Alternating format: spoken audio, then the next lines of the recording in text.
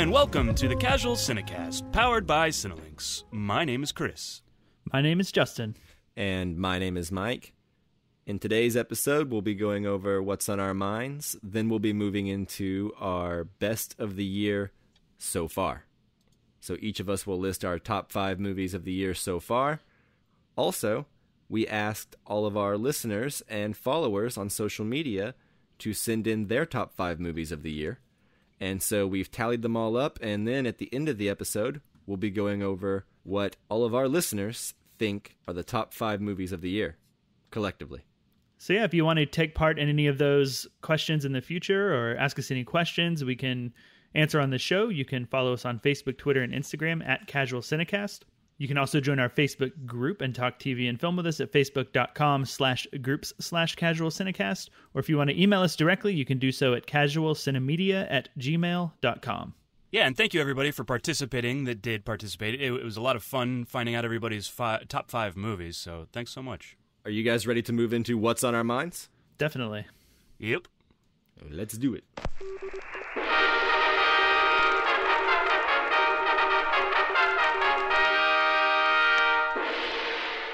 Yeah, so who wants to go first this time? I think I went first last time, so somebody else go first. I'll go first. Yay. All right, so the first thing I watched this week was actually a Netflix film called The Legacy of a Whitetail Deer Hunter. Have you guys heard of this movie? I have not. I haven't either. So this is a movie starring Josh Brolin and Danny McBride. And it's also got Carrie Coon in it, although I would not say she's a star. It's directed by Jody Hill, the guy who did Eastbound and Down on HBO with Danny McBride. I don't know if you guys are familiar with that show at all. Yeah, I've seen it. Yeah, I've seen that one. Yeah. So anyway, this is a movie that is about a whitetail deer hunter and his personal documentarian, Danny McBride, who are going on one of their famous missions to film one of their hunting videos, and they want to bring Josh Brolin's kid along the way so he can bond with them. And it's kind of about Josh Brolin's relationship with his son. Anyways, this movie's a total mess. It doesn't know if it's a comedy or a drama or what. But I will say that actually Josh Brolin and Danny McBride give pretty good performances here. Is Danny McBride giving a serious performance, or is it a combination of the both? It's a combination of both, a sloppy combination, but I don't think that's his fault. Yeah, I couldn't tell from your description if it was a comedy or a drama, and I was going to ask, but it sounds like maybe even the film doesn't quite know the answer to that question. Yeah, I couldn't tell you. I think it's trying to be a comedy. It's, but man, it's pretty weird. The tone is all over the place, but anyway, to answer your question, Chris, Danny McBride is good when he's being dramatic in this. He's not good when he's trying to be funny, but I think that's also has to do with the script just not being funny in general. But Josh Brolin, he kills it, and there's some times where he actually makes me laugh. But overall, I just cannot recommend this movie. It's complete mess. It's only an hour and 20 minutes. The whole thing was filmed outside with like 3 people. You can tell it did not cost very much to make. So, I don't know, it just seems kind of like, sad to say, but a Netflix quality movie, you know? Yeah. I got really excited when I heard Carrie Coon was in it, and now I'm less excited that she's not in it very much. Who is Carrie Coon? Can you remind me again? She was in The Leftovers. Oh, okay. She was also in the Infinity War, too, but she was a CG character. Yeah, and she's also the main character of Fargo Season 3. Awesome. More importantly than that Infinity War character. But anyways, so yeah, I wouldn't recommend this movie. It's a mess, but if anyone else listening has seen this movie and has anything else to say about it that I missed, let me know. Other than that, the only other thing I really wanted to talk about this week was the new Sacha Baron Cohen show that premiered on Showtime last night called Who is America? Have you guys heard of this show? Yeah, actually, I saw a 10-minute clip from it, so that should be interesting for you to talk about. No, I haven't heard of it at all, other than I think I saw a Facebook link to a video or something like that it was a new Sacha Baron Cohen show, which makes me interested. So please go on. Right. So this is he's back to doing his interviews in disguises. He started out with this with Ali G and then Borat and Bruno. He went on to do a couple of unsuccessful scripted comedies, but I think he's back to doing this, which is, I think, where he's right at home and where we all want him the most. Anyway, the premise of this new show is he has 4 new characters. It's all him heavily in disguise, and he goes to various people of different notoriety, like Bernie Sanders, Sarah Palin, various Trump supporters, etc. And he basically interviews them and gives them really ridiculous conversations and kind of sees what they do, which is his notorious style, right?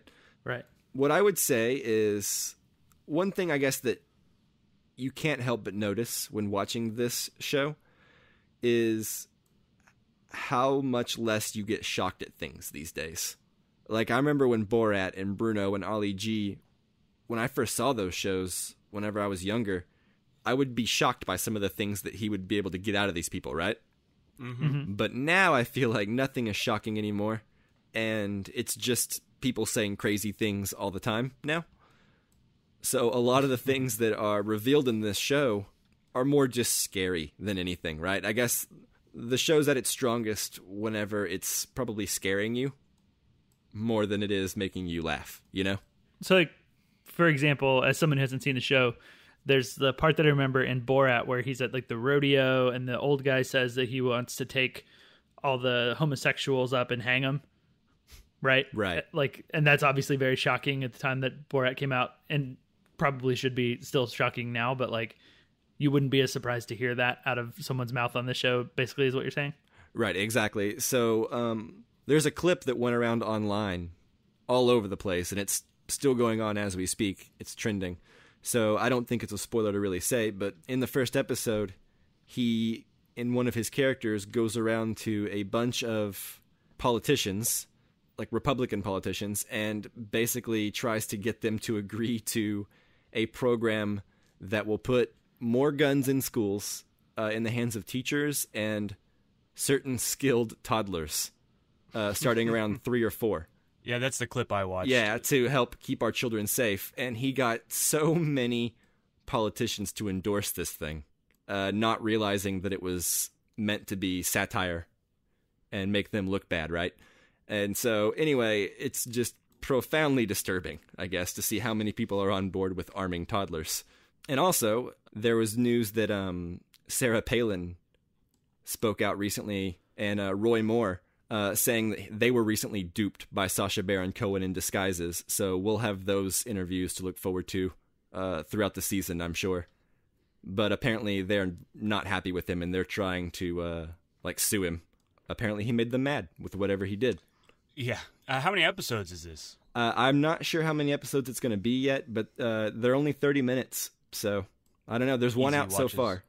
And I watched it on Showtime. So if you guys need to see it, I can give you my Showtime information. I'll just do it now.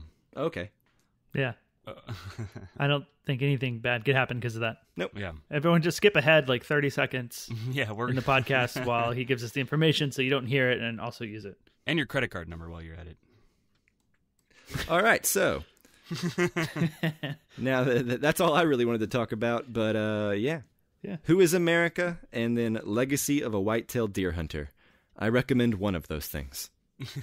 And if you haven't figured out which one, go back like 5 minutes. Yeah. It's Who is America. All right, so who wants to go next?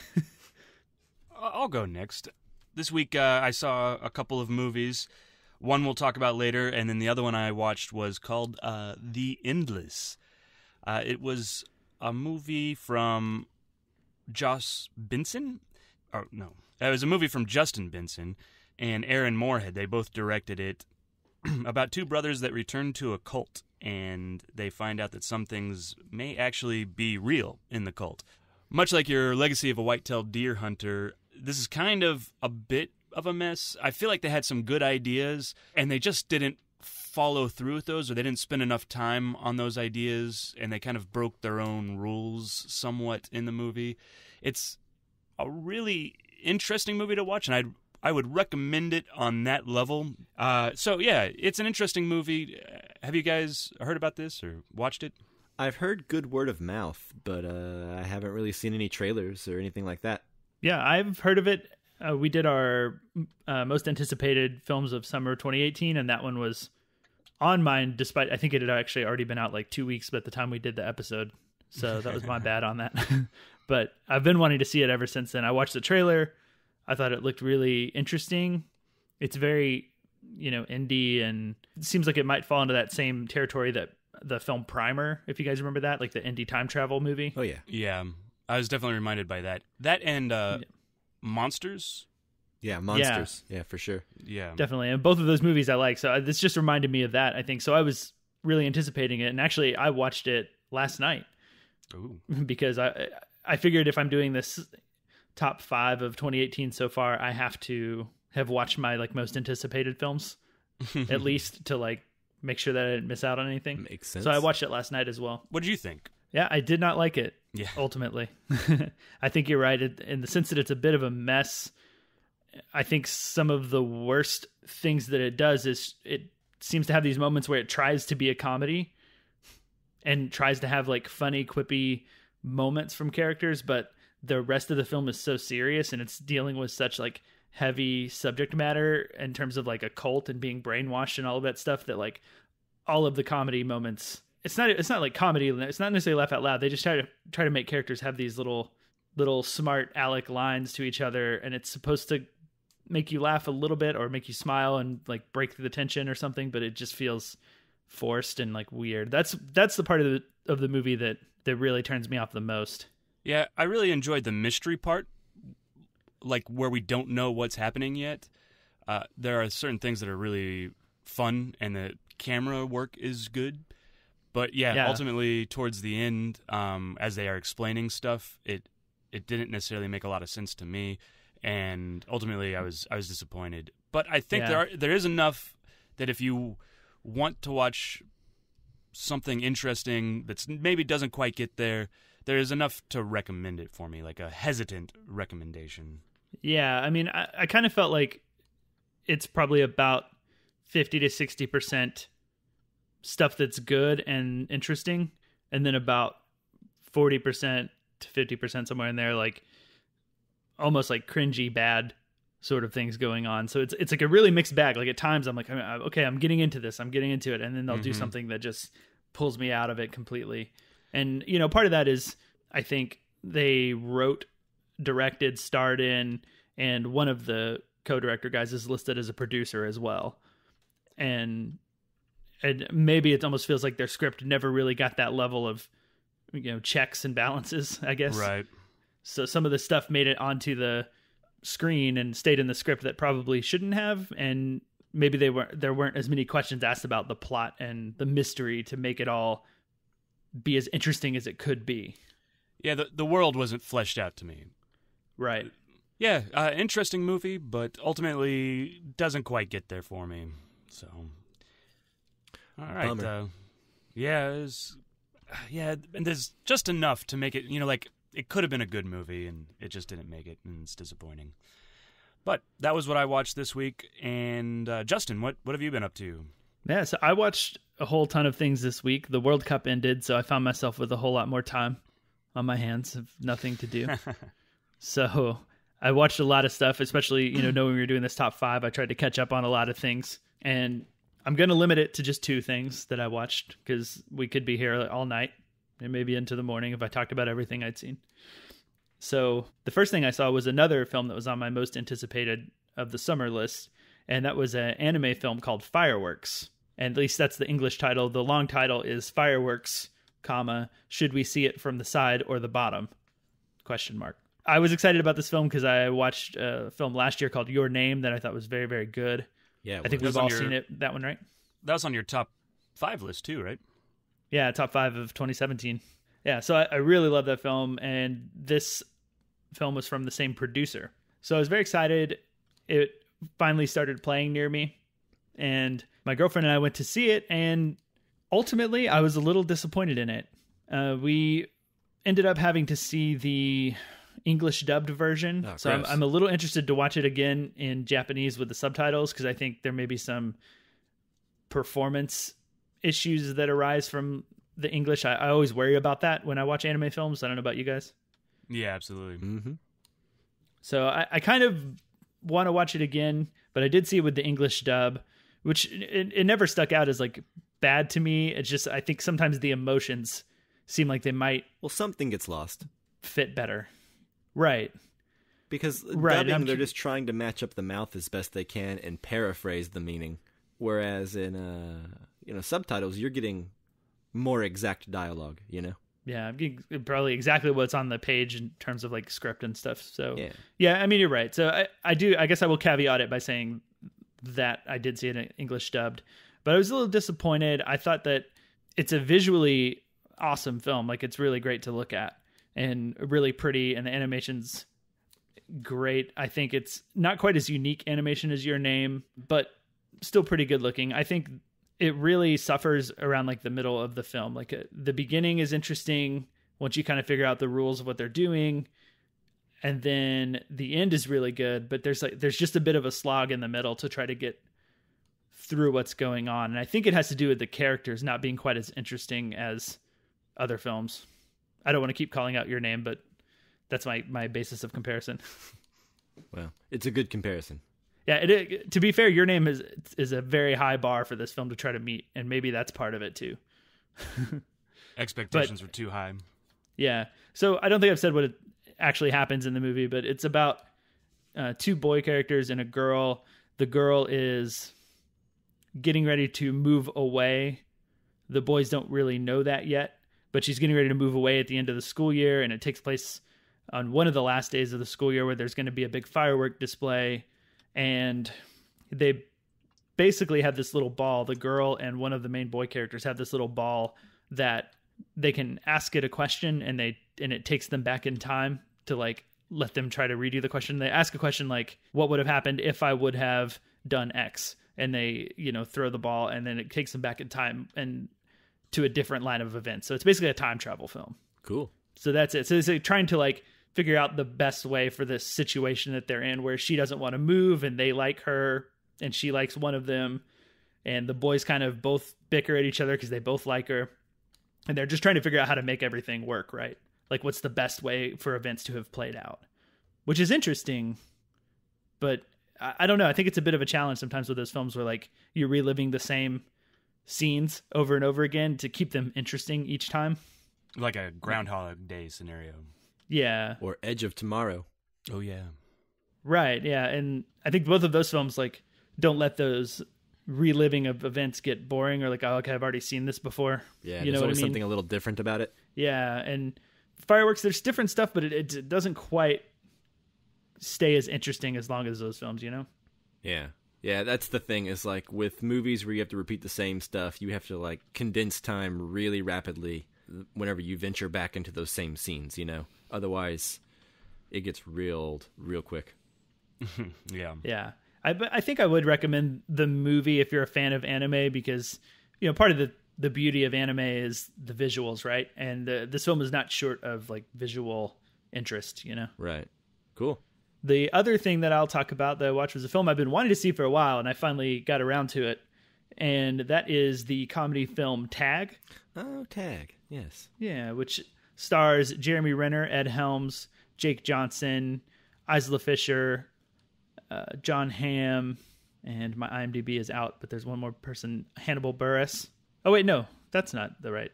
The IMDb it's done by like appearance. But yeah, it's a great cast. And I was really excited about this film. I remember reading about the story, because this film is based on a true story about a group of adults who have been playing the same game of tag their whole life. And I remember reading the true story and thinking it sounded interesting. And then I saw this film and I was like, oh yeah, I remember that. And I think it sounds like a great plot for a film. What it basically is these guys have been playing tag for the entire month of May every year since they were kids. And it's a way that they stay friends, they stay together, they stay close. And Jeremy Renner is the one friend who's never been it. He's never been tagged throughout the whole history of them playing this game. And they find out that it's his wedding weekend. And so they think that his wedding weekend is like the perfect opportunity where he'll be in places where he can't escape as easily. So that's the premise of the movie. And I thought it looked great. I don't know. I assume you guys have at least seen the trailer or something. What did you guys think? It looked like it was going to be fun. I haven't got a chance to see it yet, though. Yeah, I'm right there. It could be fun. It also could be not good. I'm interested to see what you think and whether I should go see it or not. So, unfortunately, I feel like actually this whole What's on Our Mind is a big bummer segment because we're all seeing films that are a little disappointing in some ways, and Tag is no different. I was pretty disappointed by it. I didn't think it was nearly as funny as I had hoped. Well, that's what I hear, but I also hear it has a lot of heart that kind of makes up for it for some people. Did you find that to be the case? I did and I didn't. Yeah. Like, there's some certain elements of it that have heart, and there's certain elements of it that they try to put heart into that I think it doesn't necessarily belong, or you don't necessarily need it. Yeah. The balance just isn't quite right on that, like, how silly the movie is with how much heart they're trying to put in it, right? Yeah, that makes sense. Because, like, there are things that work about this story, and I think it's part of it is because it's a true story. There are things that work that are because the characters seem like very real people, and it's at times it's grounded enough to like be interesting and have that heart, but some of the comedy elements are just a little too silly for that heart to work totally. And then on the other hand, there's a little too much heart in some places for it to be as silly as it is at times, right? Does that make sense? Yeah, it feels like you're describing a Judd Apatow movie. Yeah, maybe so. I think I like every Judd Apatow movie I've seen better than Tag, though. Yeah, but that kind of fits their description, no? Which is like primarily a comedy that sometimes falls flat, but usually strives for like, drama or character development or something in the end, to mixed results. Yeah, I think this one strives a bit more to be a comedy. Okay. Than it does for heart. It's just that. Yeah. It's just that neither one of them is quite firing like on all cylinders, right? And I think, like, for an example, Jeremy Renner's character is like so good at Tag that it's a little like ridiculous, or so good at escaping from being tagged. Like they basically do sort of a Sherlock Holmes sort of thing every time that he gets in a situation where he's going to be tagged, where like it goes super slow-mo and he has voiceover narration come in and like assess the situation and everything he needs to do. Right. Which isn't a bad idea inherently, but I don't know. Like every time it did that, it just didn't feel like the same movie. Yeah. That's a bummer. Yeah. Were you able to tell when Jeremy Renner's arms were all CGI? Do you know what I'm talking I didn't about? even know that was a thing. No. Okay, I so had no idea. apparently he broke both of his arms very early into the filming of this movie. And so like he was in green screen casts or something for the filming of the movie, and they had to like put in fake arms for him for most of the movie. What? Yeah. That's so weird. No, I have no idea. I didn't even notice. That's even better than the Henry Cavill mustache thing from Justice League. It is. They really one up them or two upped them, really. Yeah, this one apparently worked better because Justin didn't really notice. That's true, yeah. I'm trying to think if there's anything that, like, any scenes that stood out that were weird where I'm like, Jeremy Renner's not moving a whole lot or something like that, because I figured they probably did that. I wonder if you were looking for it, if you could tell. I don't know. I haven't seen anybody talk about that much. You probably could. Yeah. But to say something positive, though, Isla Fisher is really good in this.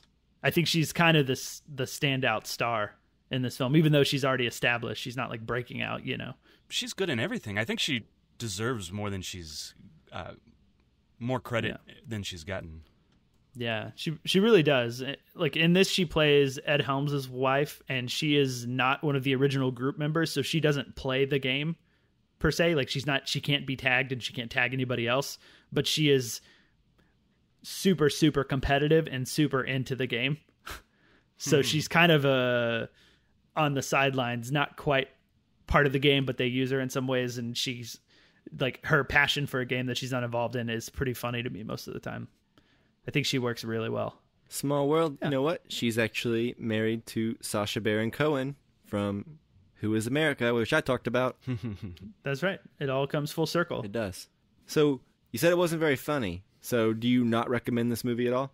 Oh, I would recommend just waiting until you can watch it, ideally for free or cheaper than the movie theater. I do not think it's worth a movie theater ticket. Yeah. I think you can enjoy it just as much at home.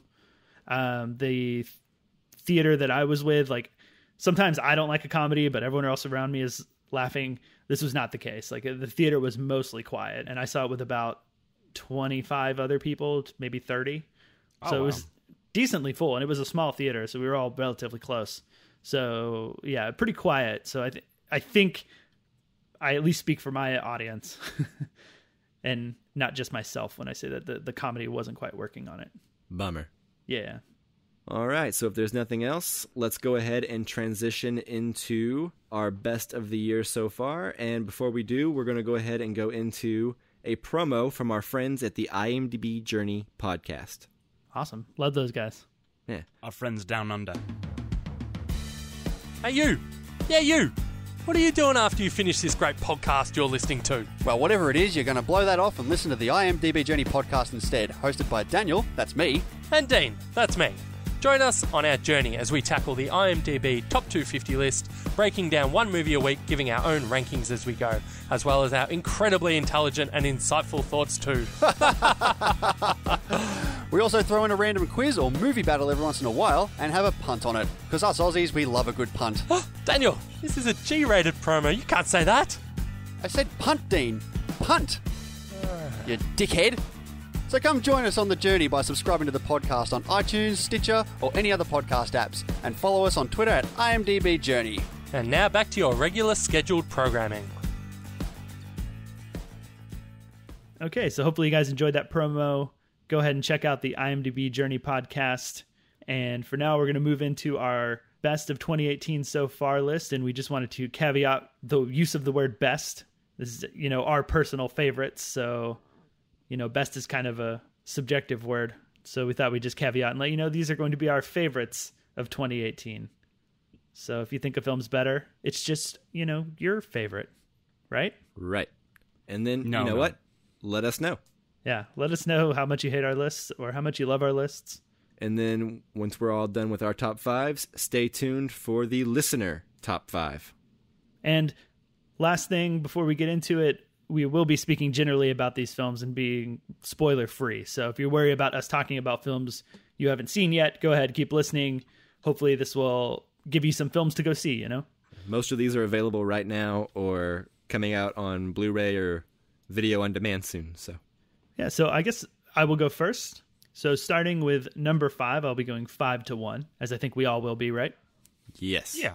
So my number 5 is a documentary film that is in theaters right now about Mr. Rogers called Won't You Be My Neighbor? Nice pick. Yeah.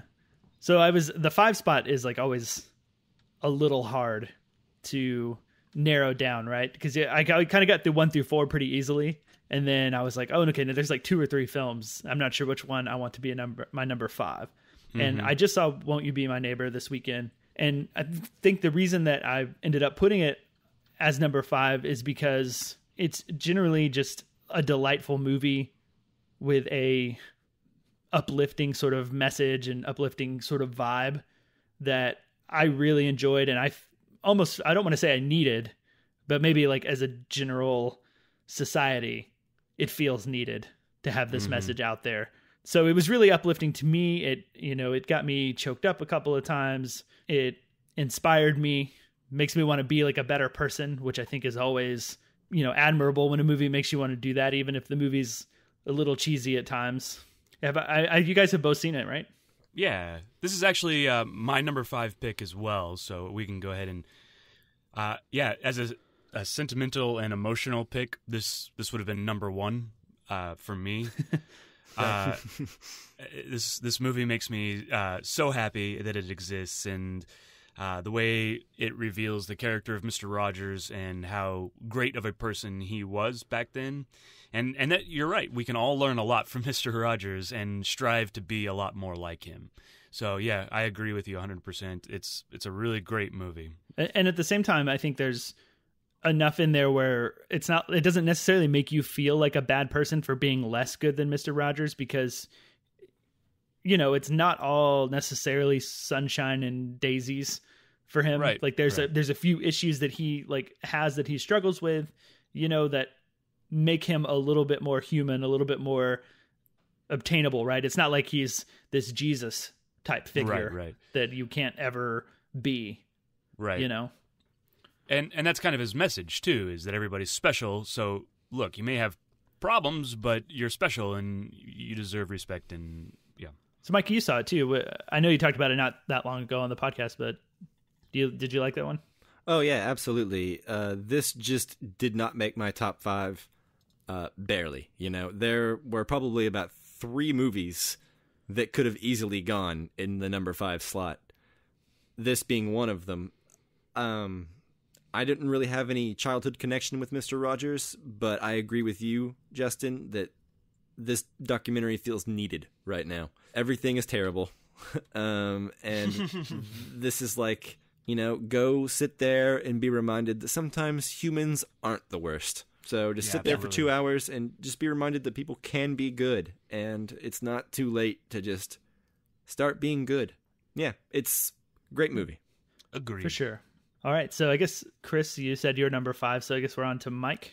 Yep. Yes, so my number 5, this is a lesser talked about, like A24 title that came out this year, and it's called Lean on Pete. Have you guys heard of this movie? Yeah, I've heard of it, and I wanted to watch it this week. I just didn't get to it, so that's a bummer for me. But I'm excited to hear what you have to say. Yeah, I've only heard of it from you talking about having watched it. So since then, I've looked up what it was. But prior to that, I mean, you're right. It's lesser talked about. I haven't heard of it at all before. Yeah, I see it on a few best of lists, so I wanted to give it a shot. It stars Charlie Plummer, who was recently in All the Money in the World, Steve Buscemi, Chloe Sevigny, I believe is how you say her last name. Sevigny? Okay. And then many more. It's about a kid experiencing a crossroads in his life. I'll just put it that way, where his life is changing dramatically. And he meets Steve Buscemi's character and sort of befriends him and gets a job from him and learns about horse racing. But not like fancy horse racing, but like real small stakes horse racing. And he meets an old racehorse named Lean on Pete and begins to form a relationship with this horse.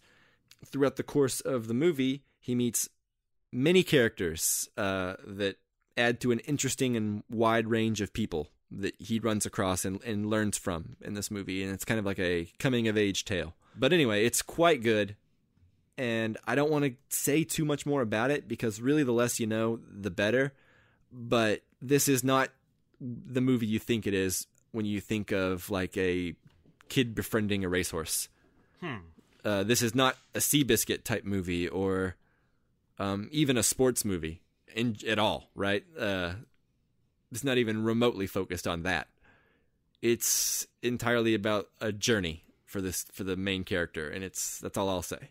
But I think it's really good, and it needs some attention, so I thought I would stick it here at number 5. Yeah, that's awesome. I'm going to watch this sometime this year, for sure. That gives me a lot of time. So yeah, this is going to be high up there on my priority list now to see. It sounds really great. You know, I read a little bit about it, not much, just like kind of the synopsis after you mentioned it, and it sounds really interesting and pretty up my alley. So I'm definitely going to check it out. Yeah, ASAP. I definitely think it's up your alley for sure.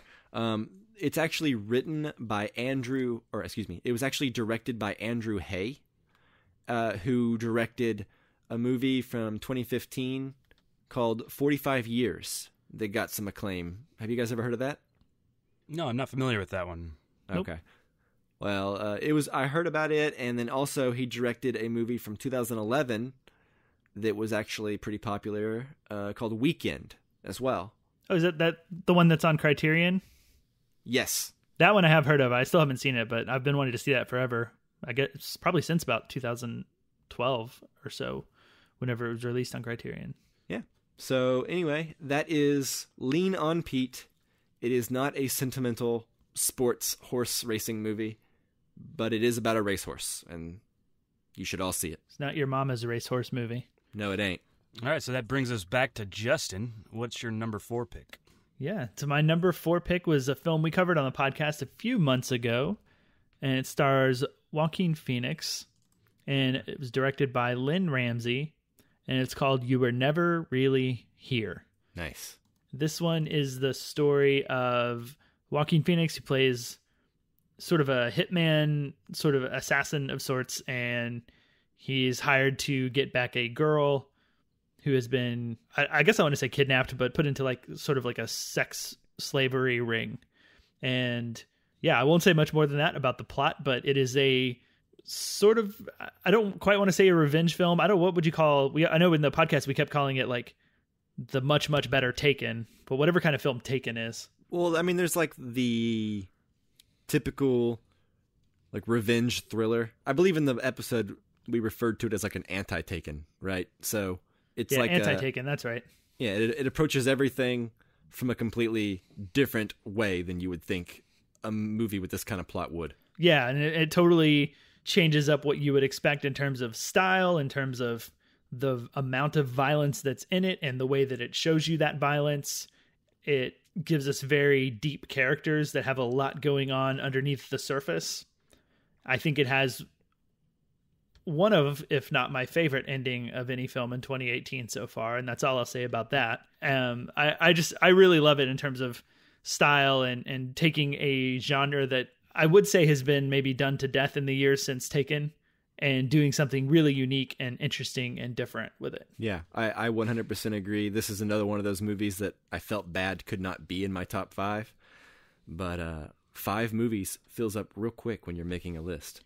Yeah, I'm right there with you, Mike. This was, 6 or 7 on my list, but it sucks that I can't put it on as well, right? Absolutely. Like, there's one scene in this movie where it's probably one of the more traditional violent scenes in the movie. One of the only times where we actually see the violence that you think you're going to get in a revenge thriller. And it's completely undercut because instead of this henchman guy falling down, he actually starts singing a song. And the scene that happens after that is just wonderful, in my opinion. And I won't say much more than that. But it's not very often you see the aftermath of a henchman dying. Yeah.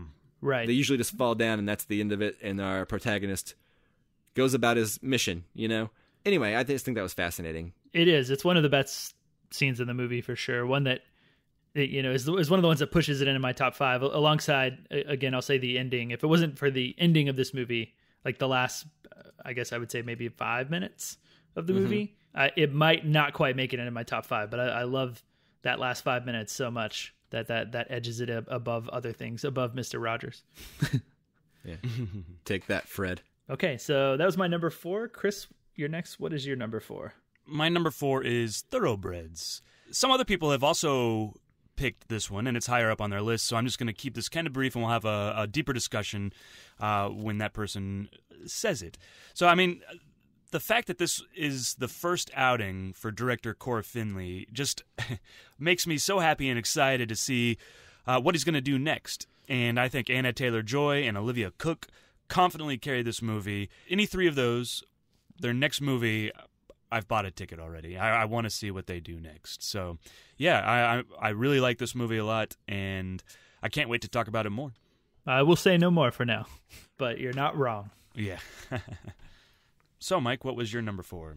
So, my number 4 was Hereditary. There's not much that I can really bring to the conversation around this movie that hasn't been talked about in the weeks surrounding it. But I think one of the things I love about this movie the most, as time has gone on, is how everything has a purpose. This movie is it's like a machine where everything has like a part. Everything has a purpose, Mm-hmm. And right. It feels like if you remove something, the overall product wouldn't work as well. At all. It just seems like this movie is so well thought out and so masterful, especially for someone's first movie. There's almost no scenes you could lose. There's no fat. There's no lines that are spoken that are wasted, Right. And I think that's just a tremendous thing to see, just the confidence in which this movie was made with. The kind of horror that I enjoy, which is no jump scares. It's all about dread and the disturbing feeling it leaves you with, rather than trying to just make you jump for a minute. I think we're all on that no jump scare, horror train, I guess. And that's, if anybody follows us on Twitter, I tweeted, screw the trailer for The Nun this weekend. And the reason I saw that. reason being is because that entire trailer is just one big build up to a giant jump scare. And it really annoyed me because it was like the cheapest of cheap like teaser trailers. Like it was basically just like putting all of its, eggs in that one jump scare basket and being like, check out how jump scary we can be. But was it effective? I mean, it made me jump and it made the theater jump. I don't know. It still annoyed me, but we don't have to talk about that. We don't have to talk about that too much. It just, sidebar here. So back to Hereditary. Yeah. Well, there's not many jump scares in Hereditary. So if you're looking for that, Hereditary will disappoint you. Mm-hmm. But if you can get into the kind of horror that's all about mood and dread, then look it up. I can't think of a first movie from like a writer-director that just feels so tight. Absolutely. This is another movie where it's right there with You Were Never Really Here, just on the edge of that list. I really like this movie a lot. And actually, after having seen the In-List and what you were talking about, with all the pieces, they really took their time with Hereditary and fleshed out the world where the In-List that we talked about earlier, they had an idea and they took it and ran with it, and they didn't take their time with it. And that makes me appreciate Hereditary even more. What I will say about Hereditary is that it almost made my list. Spoiler alert for the rest of my list. It didn't quite make it on there, but that being said, I think that it's a film that by the end of the year, if I get the chance to watch it again, which I do want to do, it could work its way up. Like I could easily see it belonging in my top 5 come the end of the year. I think it's just a film that, as you said, Mike, it has so many parts and they all belong. At a certain point, I think I need to watch it again to fully appreciate all the parts and how they're working, right? And I don't feel like a one-time viewing of this film is enough to fully appreciate it. And so I see like a potential for this film to be a lot higher on my list than it is, because obviously it's not going to make my top 5, right? That makes total sense, because I started appreciating it way more after I got home from the theater and got on Reddit and started reading about it and reading all the things that I had missed, and even recording our episode and having to edit it and listen to the same conversation about Hereditary for hours. Really sunk it in for me. I was like, man, this movie is just good because, that produced a really long conversation, and that's one of our most downloaded episodes. So yeah, almost none of it was like bitching about something we didn't like or talking about something that wasn't as good about it, right? Yeah, exactly. So it's very rare that a movie can produce such quality conversation and such a hunger in everyday audiences to want to know more about it, because, like I said, that is one of our most downloaded episodes, and some of the discussion around it online has been really great. I know a lot of audiences don't like it, but I feel like those are the audiences who probably like jump scares. And those people should check out the Nun trailer. Indeed. So that's my number 4, Hereditary. Oh yeah, and by the way, we can't complete the conversation without mentioning how amazing Toni Collette is. She's great. Everybody's great in it, but Toni Collette's kind of the star with the most to do. So she stands out. Absolutely. So, Justin, are you ready to move on to your number 3? I am. So my number 3 is a film we did a couple weeks ago. It's called First Reformed, and it is from writer-director Paul Schrader, stars Ethan Hawke, Amanda Seyfried, and Cedric the Entertainer. I know that this film appears in other lists on this podcast, so I won't say a whole lot about it. I'll just say it's a really interesting character piece with a lot of conflicting ideas of like religion and the world, and it's just kind of another film a bit like Hereditary, where I've seen it the one time and I need to see it again to try to glean everything I can from it. Like I've only seen what's on the surface, which is a lot. If you've listened to our episode about it, we talked about it for a while, I think. And all the stuff that you can glean from the movie based on one viewing. I think there's even more under the surface. And so any film like that like I can rewatch, I'm into, and is definitely, there's not that many films that are like that so far in 2018. So that's why it's on my list. Great performances, great story, great characters, etc. Yeah, absolutely. This is also my number 3, so I'm just going to jump in there and kind of back you up. I think, I watched this movie with a friend, and we immediately went and got coffee and talked about it for an hour. And to me, and I immediately knew that I wanted to do an episode on it because I wanted to talk to you guys about it. And to me, that's a sign of a great movie. And I think Ethan Hawke gives a great subtle performance, and Paul Schrader, his examination of obsession and depression, is really good. And I'm still thinking about this movie. So, yeah, it's really good. Good choice, Justin. Yeah, way to almost copy my list. We had the same number 5 and same number 3. And I went first, so you're the copycat. Like you copied my birthday. Yeah, exactly. Except you were born first because you're a little older so you than me. Copied it. Yeah. So I'm the copycat there. Yeah. All right. Mike, what's your number 3? All right. So my number 3 was actually your number 4. And I think it might even appear later, so I'll keep this brief as well, but it's Thoroughbreds. Mm-hmm. This is one of those rare movies that snuck up on me. I'd heard the word of mouth, and then you saw it and told me to watch it. But luckily, I had avoided most information about this movie, and I would advise anyone else to do the same. But, yeah, Anya Taylor-Joy, Olivia Cook, Anton Yelchin, all give out great performances in this movie. It's filmed really well. It's ballsy. It reminds me a lot of like a play, like a lot of like Hitchcock's play type movies, like Rope or Dial M for Murder, maybe. But anyway, go on. That actually is a play. Is it? Yeah. But it's also a movie, which is what I've seen. So it has that like movie play feel to it, I guess. Mm-hmm. A lot of it takes place in one location. Anyway, I think this is really great, and I think Olivia Cook and Anya Taylor-Joy are both going to be huge.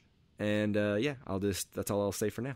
So, Justin, what's number your 2, next? right? Yeah, what's your number 2? Yeah, so my number 2 film so far of 2018 is Tully. This one is the Jason Reitman as director, Diablo Cody as writer duo that have produced other films such as Young Adult that I love, and I think, is that the only other one they've worked on together? Oh no, Juno, yeah. Obviously. Duh. Yeah. But yeah, so this is their third time to work together. It stars Charlize Theron and Mark Duplass and Mackenzie Davis, and it's the story of Charlize Theron and Mark Duplass. They have their, was it second kid? It's been a bit since I've seen it. I think it's the third kid. Kid. That's right. It's their third kid, and they're not quite sure how they're going to balance everything. The idea gets brought up of hiring a night nanny to help with the baby at night so they can rest and take care of everything else they have to in their life. And it's really wonderful. It came out on Mother's Day. We saw it Mother's Day weekend. Mm-hmm. And I think it's just a really empowering film ultimately about mothers and like what they have to go through, and maybe parents in general, but I think this one's a little more focused on mothers. And to me, it's a bit uplifting, a bit inspiring, which I always like in a film, Yes, it's really great. I loved it. It was almost my number 1 until I saw the film this weekend that's going to end up being my number 1. But before that, like Tully was definitely my number 1 film. Yeah, I'm right there with you. It was my number 1 film for a while too. But ultimately it ended up going down to the number 2 slot. So I'll go ahead and just hop in. I'm right there with you. This movie is really great. It really surprised me. The final act is really interesting, and Charlize Theron is great. Jason Reitman is back in top form, and Diablo Cody, this is my favorite screenplay she's done yet. So we'll talk a little bit more in a minute, but yeah, moving on. Okay, Chris, what's your number 2 pick? My number 2 pick is Sorry to Bother You, which actually just came out this weekend, so I got to caveat it with saying that I got to let it percolate a little bit, but right now it's, my number 2 favorite movie of the year so far. It stars Lakeith Stanfield and Tessa Thompson. which is actually another movie, first-time director, sort of first-time director, Boots Riley, who directed it. Lakeith Stanfield plays a telemarketer that makes his way up to a power caller. So the movie's saying a lot. I can tell you that I really enjoyed the experience of watching it. It was the acting and directing are very, very good. And at times this is a very beautiful movie to watch. I mean, it's a really wacky ride. And I'm still kind of figuring out what it's trying to say, whether it's something profound or if it's just surface level. But I recommend that everybody go see this because it is just a fun movie. Kind of reminded me of Brazil, if you guys are familiar with that, which I'm sure you are. That's quite the comparison. You guys haven't had a chance to see this yet, have you? No. You managed to just sneak it in. Yeah, barely. It just came out this weekend, so that was one of the ones that I wanted to see before we did the list. But I'm really excited. Maybe we'll do a podcast later on it, depending on how you guys feel about it. But I'm really excited to talk about it with you guys and kind of dissect it and look at it a little bit further. Yeah, it looks really interesting. I think this was on your most anticipated list, right? When we did that a while back. Mm-hmm. Yeah, and so I've been wanting to see it ever since then. I almost went and saw it, but I opted to go see Tag instead, which feels like a mistake. In retrospect, yeah. But I'll have to. It certainly report seems back. like one from an outside perspective here. Yeah. I can't say. Maybe I'll hate Sorry to Bother You. Maybe not. I don't know, but I'll let you know when I do see it. I do think that there's a strong possibility that you're either going to love it or you're going to hate it, and I think it's an interesting film either way, and it's going to be interesting to talk about. But it's a unique film. I'll say that much. Yeah. I think even if I hate it, I'll appreciate that more than that sort of middle ground, that hard to love, hard to hate sort of thing that bothers me sometimes. Because Tag definitely falls more in that category. So if this one is like taking enough chances to make me hate it, at least it's trying something, probably. Yeah, it's definitely putting itself out there and swinging for the fences, for sure. Yep. Good, I like that. And so continues the year of Tessa Thompson. Yeah, absolutely. Right. She's great in this movie, both her and Lakeith Stanfield. Lakeith Stanfield really stands out. I already liked him from the TV show Atlanta, and I don't know if I've seen him in anything else, but he's really great in this. Both him and... He was in Get Out. Yeah, Get Out. I forgot about that. Yeah, so they're both really good. And then Stephen Yeun from Walking Dead fame is in this, and he's really good as well. So, yeah, I can't wait till you guys watch it and we can talk about it further. Well, I can't wait to watch it so we can talk about it further also, Chris. Yeah. Glad we're on the same page. We'll do an episode on it sometime. Me too. All right, so I guess we kind of jumped around there a bit, but I'm going to go with Justin's number one. What is it? Drum roll, please. Yeah, if you've been paying attention at all and keeping up, you know what I'm about to say. But I'm going to give it a little dramatic pause anyways and say that this film was from director Corey Finley. It stars Olivia Cooke, Anya Taylor-Joy, and Anton Yelchin. And it is called Thoroughbreds. Big surprise. So you guys kind of talked about it a little bit. I've agreed with just about everything you've said. I don't remember it all entirely, so if I'm leaving myself an out in case you said something really dumb, and I don't agree with that part, whatever that was. So Thoroughbreds it's basically about these two girls. I'm trying to remember exactly how they get together. I think like one is offering to tutor and hang out with the other one. Well, they're estranged childhood friends. Yeah. Oh, that's right. Yeah. And their moms arrange it for like tutoring. That's right. So yeah, they used to be friends. Their moms get them together. Olivia Cooke is I guess is the right word, sociopath or something. She basically says she doesn't feel any emotions. She doesn't feel happiness or sadness or anything like that. Right. She's some kind of path. Yeah, I'm not sure the clinical term. And Anya Taylor-Joy is the girl who she's going to hang out with, who is kind of similar. And they basically hit it off in a very, very sort of like weird, offbeat, really awkward way. And what I love about this movie is tone. Like, I think that's the thing that really just stands out to me and just made me really enjoy the film, because it's neither super, super serious and dramatic or really, really laugh out loud funny. Like, I think if you look at the poster in like big bold letters, it says like wickedly funny. I don't necessarily agree with that. I guess maybe, I don't know what wickedly means exactly, but like, I think it's a film that will be a lot funnier after you've watched it a few times. And what it reminds me of is American Psycho, which I also rewatched this weekend after watching Thoroughbreds. I think the way that it is that American Psycho, like the first time I watched it, I was like sort of thinking it was this horror movie and kind of scary, kind of weird. And I didn't quite get it. But the more I watch American Psycho, like that film is hilarious to me now. Like I've probably seen it 4 or 5 times now, and it's super funny. I don't know if you guys feel that way, or if you've seen American Psycho. I know, Mike, you have. Oh, yeah. That movie, to me, registers as a comedy now. Exactly. And I don't know if the same thing will happen with this. Also, while we're still on American Psycho, it registers as a comedy to me now, but after it gets that way, I don't know that it ever wasn't supposed to. Like, yeah. I think it's just a very bleak, dark, like black comedy, like Thoroughbreds, which is maybe what wickedly funny means. I guess so. Yeah, not necessarily laugh out loud funny, but like, dark humor. Yeah, it's definitely not going to be that way on your first viewing, I don't think. Mm-hmm. Right, and maybe these people who wrote this headline saw it twice. I don't know.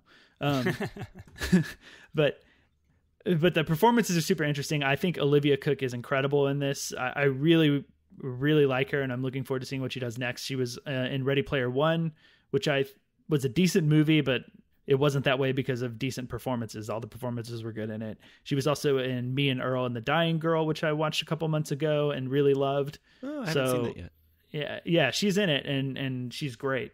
I don't think I knew who she was at the time.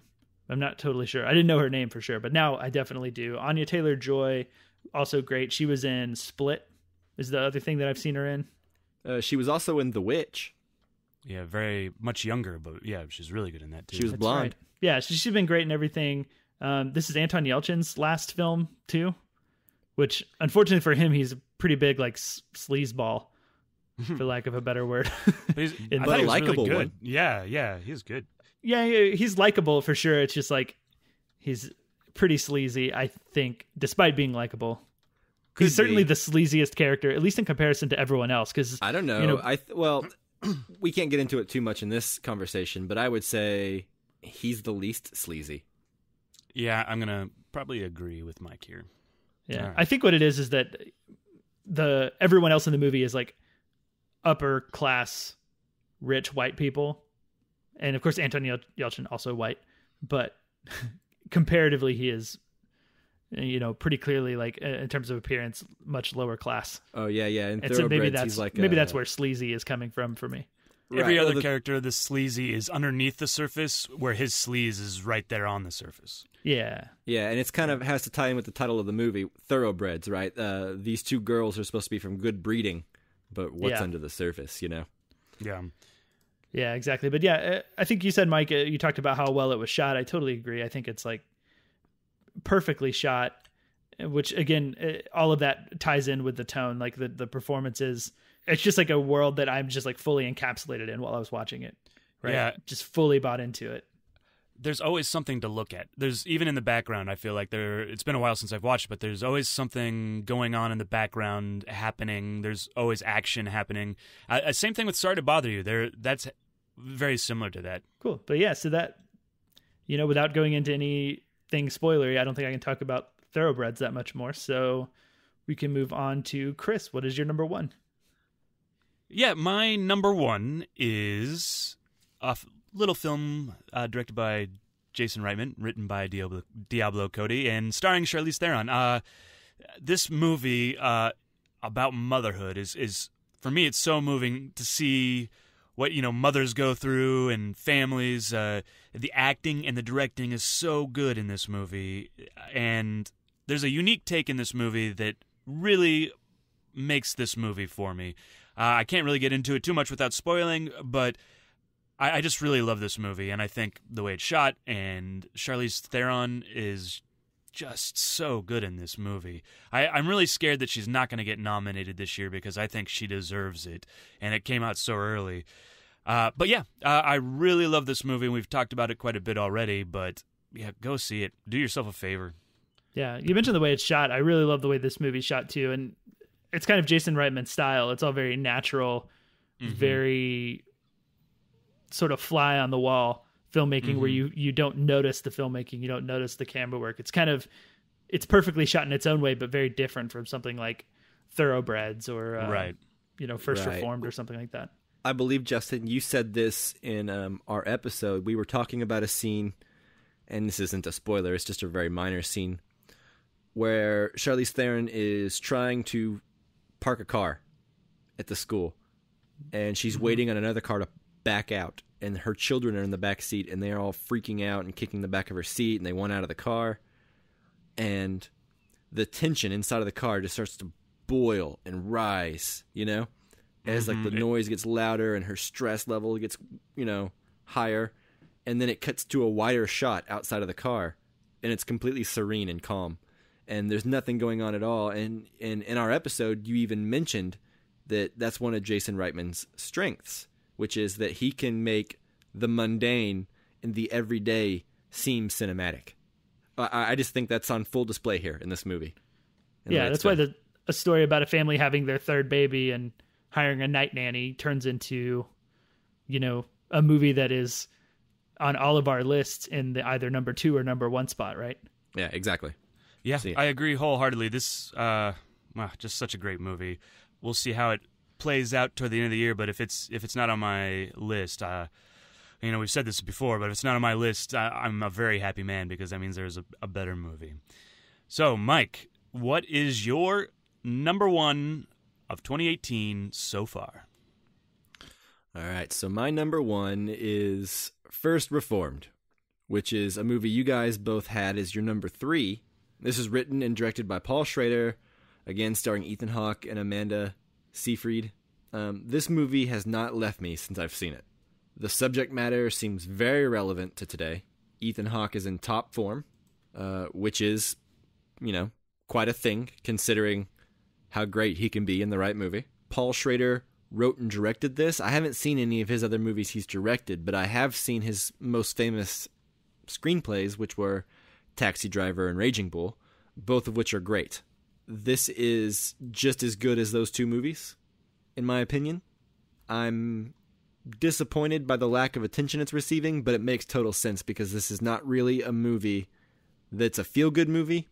You can't really recommend it to everybody, but if you like slow, meditative dramas, then I suggest watching this, because this deals with subject matter that we all experience, we're all thinking about to some level, and it puts it on screen and it puts it into words, and it doesn't try to condemn any point of view, right? This is a movie that some people are going to view as political, although I don't think it is political. But even if you do view it that way, it still does not pass judgment on any one side, I feel. It just lays out the facts and lets you watch Ethan Hawke's character's journey, and it's fascinating to watch. Yeah, that's the interesting thing about the film, is that as much as we clearly all liked it, it's a really unique film, and I think it's tailored to a certain audience. And if it lines up with that audience, if the right person sees it, like you, Mike, it's obvious it's your number 1. And I think if it hits the right person, and they see it, they're going to love it exactly like you. But, it's shot in 4:3. So it's got that square format aspect ratio that people aren't used to seeing. It's very deliberately slow, deliberately, in my opinion, minimally shot. Intentionally so, yeah. Yeah. Mm-hmm. So, you can't just recommend it in the same way that you could, Tully or You Were Never Really Here, or something that, is interesting and really good on its own terms, but still has enough to catch the average person if they pay attention, right? I would say if you like You Were Never Really Here, you're probably in the same ballpark of the kind of person who might like First Reformed. Probably so. I guess what I mean is it's, as you said, a little harder to recommend, and that might also be because of the religious aspect of it, where you don't know who's going to be offended. Yeah, exactly. It's dealing with subject matter that I feel like is very touchy. Although, like I said, I don't feel like it chooses a side. No, I don't think it's I think we talked about it in the episode. Yeah, it's not even stating one way or the other whether or not Paul Schrader believes in God, But here's what I will say is this movie is a more interesting portrayal of a pastor or a religious figure than has been in a movie in quite some time. He's not... Well, he's a real person with thoughtful questions. He's not a creep. He's not made to be a joke. People really look to him, and he really wants to help him, or he really wants to help them. Mm-hmm. This is a man who wants to do good and is trying his hardest to be a religious man in a modern day world, and sometimes that's hard to do. Yeah. I say find a friend that is also willing to watch this movie, and then go talk about it afterwards, because trust me, you're going to want to talk about it. Yeah, I saw it alone, and I had to wait until we did our episode a few days later. Or it might have even been like a week later. Yeah.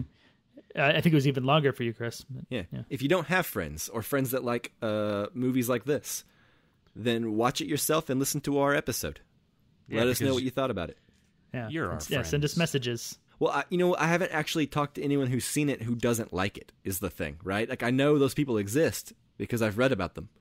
Yeah, I saw them. Yeah, but I've never met anyone who didn't like it. So, if you have actual reasons, let me know. That'd be interesting. Send us an email. Yeah, absolutely. Yeah. And a film like that, or any of our films choices that we made, write in. Tell us why we're wrong. Tell us why they're not good. That conversation is also a good one to have. Yeah, mostly tell Chris why he's wrong, except for the ones that we had the same. Like the exact same choice. Yeah. Which were a lot of the movies, but in terms of rankings, we only had 2 that were exactly the same. Cool. All right, okay, so does that complete our top 5s, guys? Yep. It does. And I think real quick, because we've kind of bounced back and forth a bunch, let's each go through and do a recap. Just list the 5 to 1 real quick. And I'll start us out since I was first. Yeah. So number 5, Won't You Be My Neighbor? Number 4, You Were Never Really Here. 3, First Reformed. 2, Tully. And number 1, Thoroughbreds. Number 5, Won't You Be My Neighbor? Number 4, Thoroughbreds. Number 3, First Reformed. Number 2, Sorry to Bother You. And number 1, Tully. All right. And number 5, Lean on Pete. Number 4, Hereditary. Number 3, Thoroughbreds. Number 2, Tully. And number 1, First Reformed. So one thing I wanted to say real quick, I think this has been a really strong year for film so far, and I haven't seen, I haven't seen Lean on Pete that I really want to see, and then there's a couple of other movies that I missed that I'm going to catch up on.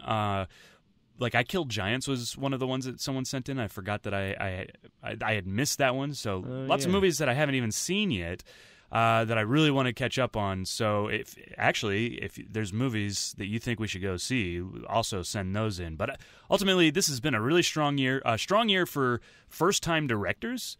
I think, how many first-time directors do we have on our list? Thoroughbreds. Sorry to Bother You is essentially a first-time director.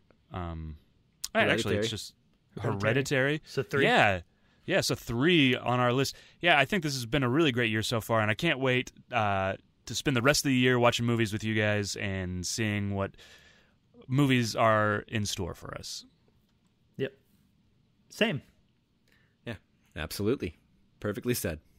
All right, so instead of a final question on this episode, we put the poll out on Twitter and Facebook asking for your top 5s, and we've compiled them all, ran them through our calculators and formulas and algorithms is the word I'm looking for, and come out with the collective listener top 5 of the year so far.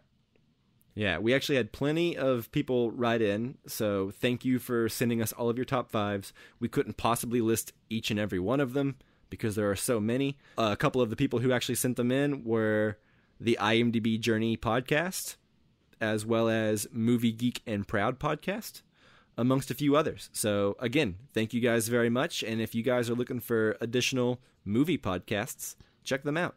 That's IMDB Journey and Movie Geek and Proud.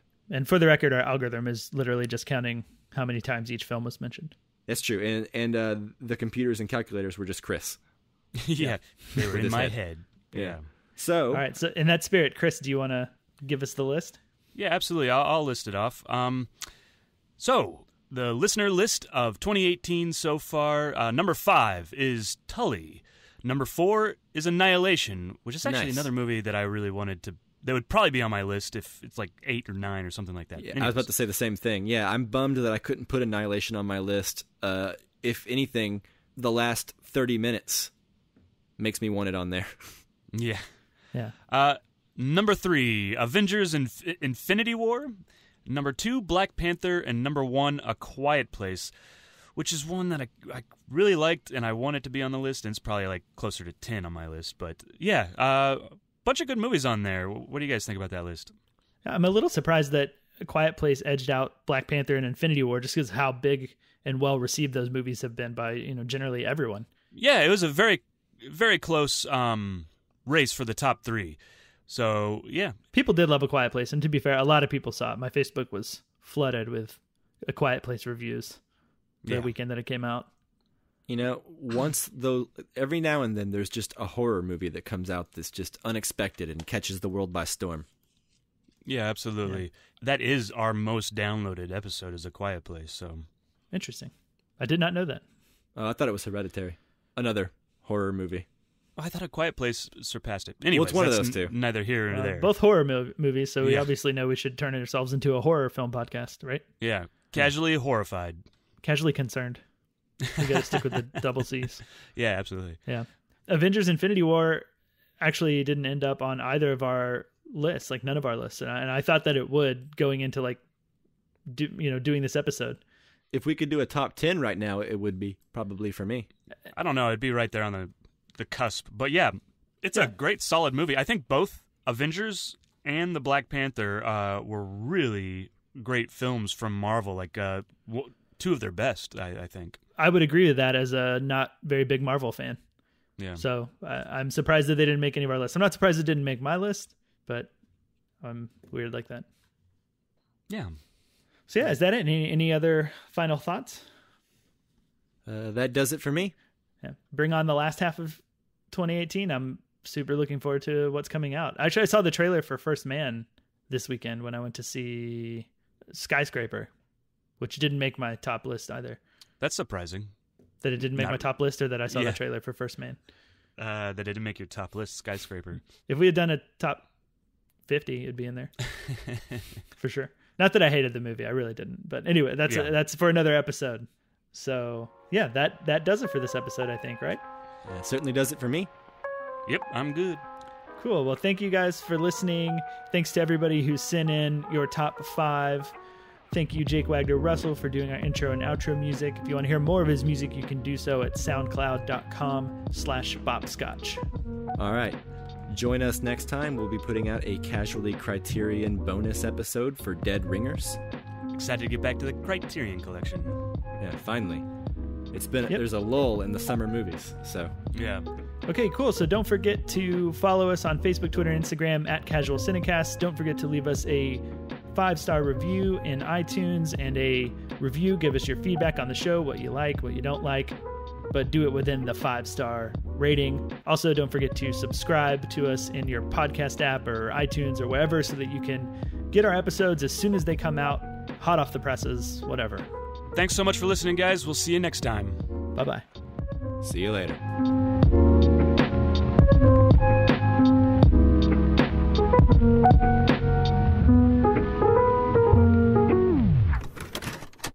I don't have anything funny to say this time.